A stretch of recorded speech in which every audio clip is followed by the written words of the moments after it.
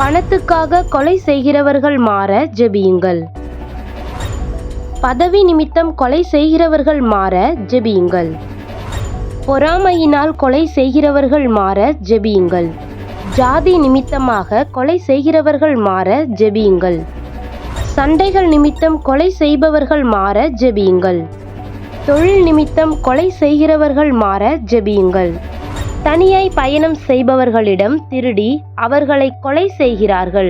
இது போன்ற காரியங்கள் இனி நடக்காதபடிக்கு ஜெபியுங்கள்.